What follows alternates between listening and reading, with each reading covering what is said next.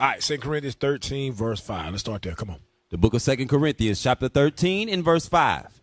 Examine yourselves, whether ye be in the faith. Prove your own selves. Know ye not your own selves, how that Jesus Christ is in you, except ye be reprobate? So the Bible says to examine yourself.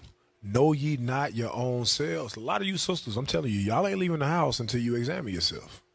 You know, most women do that. You know, sometimes brothers get up and go, which is not good. You should look in the mirror, brothers. You might have some sleep in your eye or whatever people call it.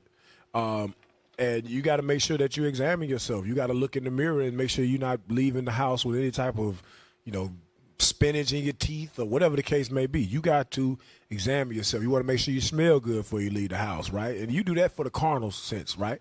You do that for the fleshly sense, but do you do that for your spirit? Do you make sure your spirit is right before you leave the house? You understand? You must examine yourself. You must look into your own life because you know yourself. You know what you deal with. It's time to be honest with yourselves. And if you're not being honest with yourself, brothers and sisters, you can never grow in this truth. You have to be honest with yourself, just like an alcoholic or a drug head, whatever. When they go to those AA meetings, what do they say? Hi, my name is Jonathan, and I'm an alcoholic. Even if he don't drink no more, he still reminds himself that that's something he deal with and he needs to overcome. We must do the same for our own sins. So the Bible says, examine yourself whether you be in the faith. Prove your own self.